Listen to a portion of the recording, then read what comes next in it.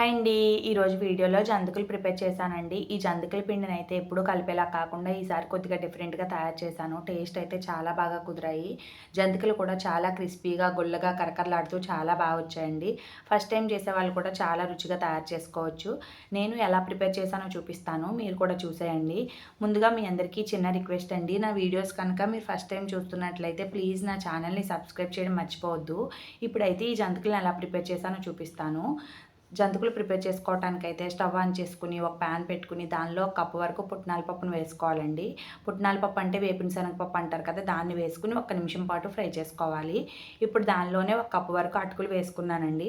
అటుకులు వేసుకుని వాటిని కూడా ఫ్రై చేసుకోవాలి. కొద్దిగా క్రిస్పీగా వచ్చే వరకు మొత్తాన్ని కలిపి ఫ్రై చేసుకోవాలండి.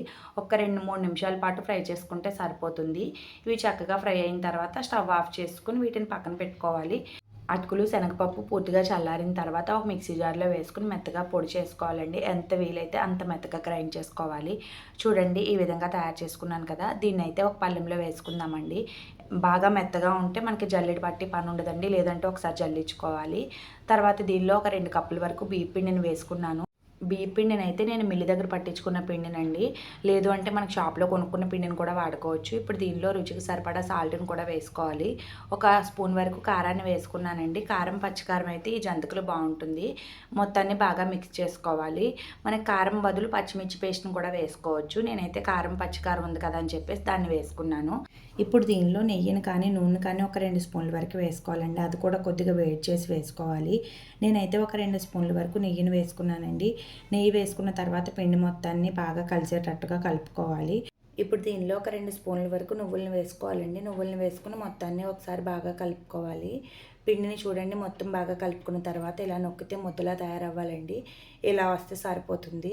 దీన్నైతే పక్కన పెట్టేసి వాటర్ని అయితే బాగా మరిగించుకోవాలండి. వేడి నీళ్ళు వేసుకుని మాత్రమే ఈ పిండిని కలుపుకోవాలి. చల్లనీళ్ళు వేయటం వల్ల ఏంటంటే జంతికలు మరీ గట్టిగా వస్తాయండి. ఇలా వేడి నీళ్ళు వేసి కలపడం వల్ల జంతికలు అయితే చాలా గుల్లగా వస్తాయి. ఈ విధంగా కొద్ది కొద్దిగా వాటర్ వేసుకుంటా పిండి మొత్తాన్ని కలుపుకోవాలండి. కొద్దిగా వాటర్ వేడిగా ఉంది కాబట్టి నేను చేయి పెట్టి కలపలేదండి, గరిటెతోనే కలుపుకున్నాను. కొద్దిగా చల్లారిన తర్వాత పిండి మొత్తాన్ని చేత్తో ఒక చపాతీ ముద్దలా కలుపుకోవాలి. అలా కలుపుకుంటే సరిపోతుందండి. పిండిని అయితే ఈ విధంగా కలుపుకుని మూత పెట్టి పక్కన పెట్టేసుకోవాలండి. ఇప్పుడు స్టవ్ ఆన్ చేసుకుని ఒక ప్యాన్ పెట్టుకుని డీప్ ఫ్రైకి సరిపడా ఆయిల్ వేసుకోవాలి. ఆయిల్ కొద్దిగా హీట్ అయిన తర్వాత జంతికలు కొట్టాంతో ఇలా జంతికలు వేసుకోవాలండి. ఇలా వీలవ్వకపోతే కనుక మనకి సపరేట్‌గా చిన్న చిన్న జంతికల్లా వేసుకుని ఆయిల్‌లో కూడా ఫ్రై చేసుకోవచ్చు. వీటిని అయితే ఒకవైపు వేగిన తర్వాత రెండో వైపుకి స్లోగా తిప్పుకుంటే సరిపోతుంది. త్వరగానే వేగిపోతాయండి, టైం కూడా పట్టదు. ఇవైతే చూడండి చక్కగా ఫ్రై అయిపోయాయి కదా, వీటిని అయితే ఒక ప్లేట్‌లోకి తీసుకుందాము. తక్కువ టైంలోనే ఇలాంటి సింపుల్ స్నాక్స్ ప్రిపేర్ చేసుకోవచ్చండి. టేస్ట్ కూడా అంతే బాగుంటుంది.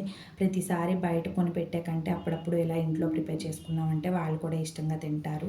ఇవైతే పూర్తిగా చల్లారిన తర్వాత మాత్రమే ఒక డబ్బాలో వేసుకుని స్టోర్ చేసుకోవాలి.